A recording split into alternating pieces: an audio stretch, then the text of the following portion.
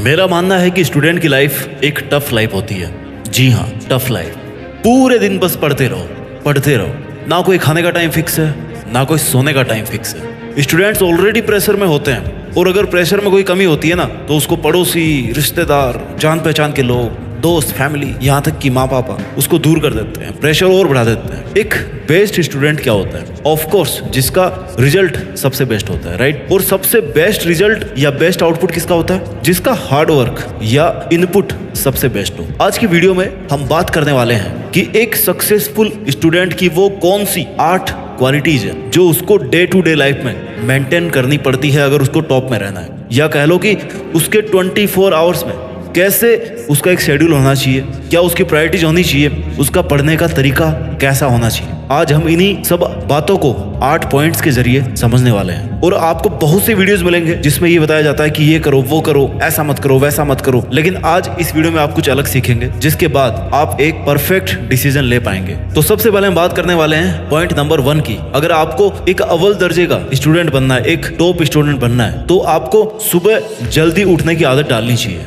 अगर आपको कोई चीज सफल होने से रोकती है ना, तो वो है आपका लेट उठना या 8 बजे उठना, 10 बजे उठना। अब होता है ऐसा ना कि आप 8 बजे उठते हैं, तो 4 बजे उठने वाले बंदे से आप 4 घंटे पीछे हो गए। और अगर आप पूरे एक हफ्ते तक इसी तरह से लेट उठे तो आप 28 घंटे पीछे हो जाएंगे। सोचो, 28 घंटे, एक दिन से भी ज्यादा। अब इसको मंथ के लिए अब इसको एक महीने के लिए कैलकुलेट कर लो, 1 साल के लिए कर लो, 10 साल के लिए कर लो, आपकी मर्जी है। यानी कि वो जो 1, 2, 4 घंटे जो आप डेली लेट उठते हो ना, लॉन्ग टर्म में जाकर के बहुत असर पड़ता है इन चीजों का। अगर आप सुबह टाइम पे उठोगे ना, तो आप उस टाइम को यूटिलाइज कर पाओगे, आपका माइंड एकदम फ्रेश रहेगा, आपका फोकस उन सब्जेक्ट पे रहेगा, उन हार्ड सब्जेक्ट पे रहेगा जो आप दिन में नहीं कर पाते हो, जिनके लिए आपको बेटर कंसंट्रेशन चाहिए होता है, आपको एक बेटर फोकस चाहिए होता है। उन सब्जेक्ट्स को आप सुबह कवर कर सकते हो। तो ये क्वालिटी नंबर 1 है कि आपको सुबह जल्दी उठना चाहिए अगर आप एक बेस्ट स्टूडेंट बनना चाहते हैं तो।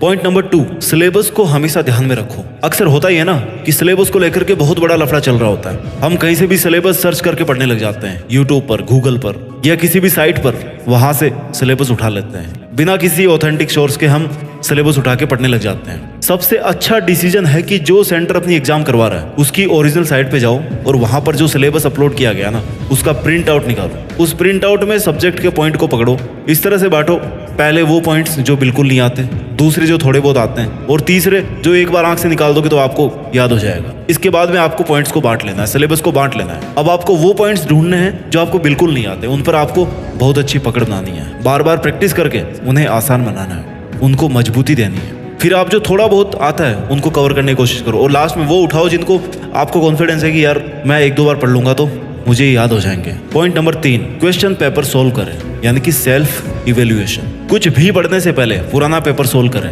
और खुद के लेवल को पहचानने की कोशिश करें कि आपको कितना आता है और कितना नहीं आता, कितना नेगेटिव जा रहे हैं और कितने लेवल तक आपको पढ़ने की जरूरत है। ज्यादातर होता क्या ना कि स्टूडेंट बिना कुछ सोचे समझे, बिना प्लान के पढ़ाई को स्टार्ट कर देते हैं। कुछ भी करने से पहले प्लान करना बहुत ज्यादा जरूरी होता है। एग्जाम बहुत डिफिकल्ट है ना। मैं आपको बता दूं कि कोई भी एग्जाम कठिन या सरल नहीं होती, सब अपने माइंडसेट पर डिपेंड करता है। बचपन से अपने माइंड में बैठा दिया जाता है कि यार ये तेरे बस की नहीं है, तू नहीं कर सकता। ऐसा नहीं है, एग्जाम हमारे लेवल की होती है, टॉपर भी हमारे किसी लेवल से उठ के जाता है। और जब हम ये सोच लेते हैं कि मैं नहीं कर सकता, तो फिर उसको एक्सेप्ट करने के बाद ना खुद को लिमिटेशन में बांध देते हैं, एक कंफर्ट जोन बना के बैठ जाते हैं, उससे कुछ आगे की सोच नहीं पाते।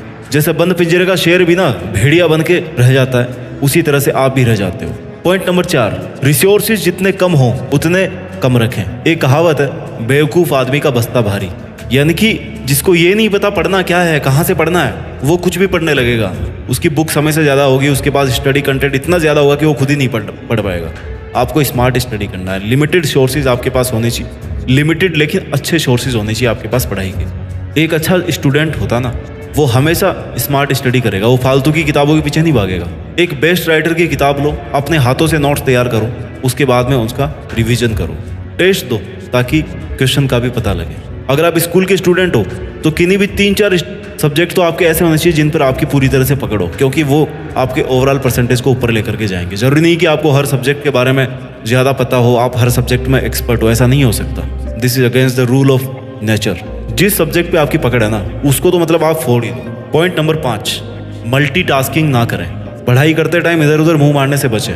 बहुत सारे स्टूडेंट्स ऐसे भी होते हैं जो बुक्स खोल करके बैठ जाते हैं, लेकिन उनके दिमाग में बहुत सारी बातें घूमती रहती। वो सोचते कुछ और है और करते कुछ और है, पढ़ते कुछ और है। ऐसा नहीं करना है, पूरे ध्यान से पढ़ो, नहीं तो बुक्स को छोड़ दो और फिर सोचने को टाइम दो। जब सोचना आपका खत्म हो जाए ना, तो फिर वापस पढ़ना शुरू कर दो। जब भी पढ़ने बैठो ना, तो पूरे सोर्सेज अपने पास में लेकर के बैठो। याद रखना, एक अच्छे सिपाही की पहचान उसकी वर्दी के साथ हथियार से होती है। वैसे ही एक स्टूडेंट की पहचान टेबल कुर्सी के साथ पेन कॉपी बुक्स से होती है।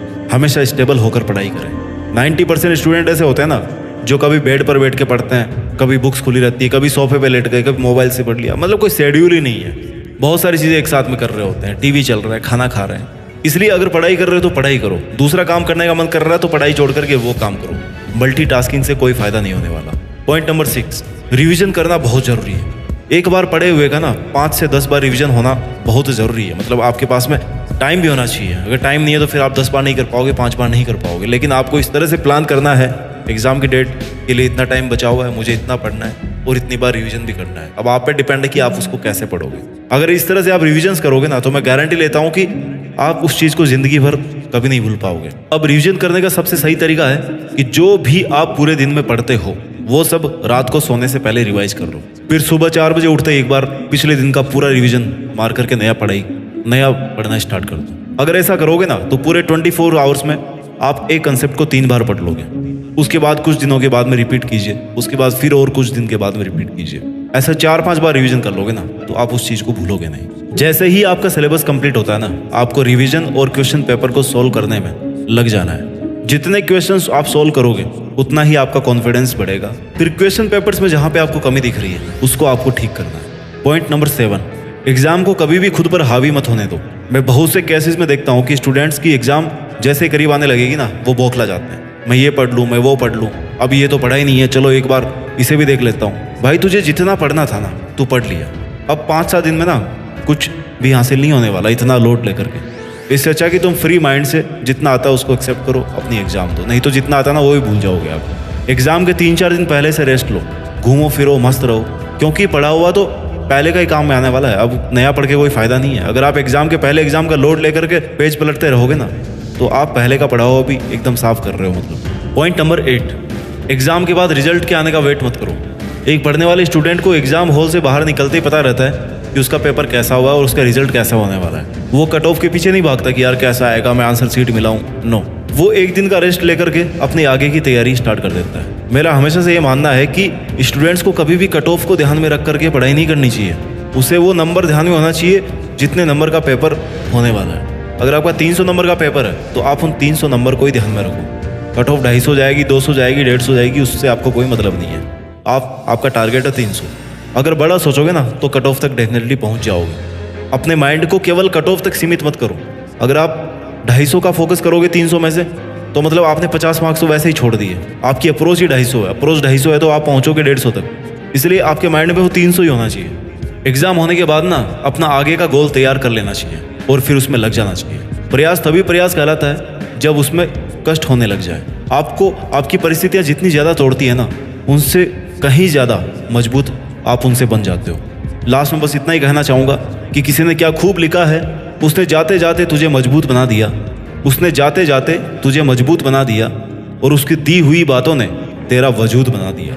अपना ख्याल रखिए, आगे बढ़ते रहिए और मेहनत के दम पर देश में अपना ही नहीं बल्कि दुनिया में देश का नाम भी कीजिए। जय हिंद, वंदे मातरम।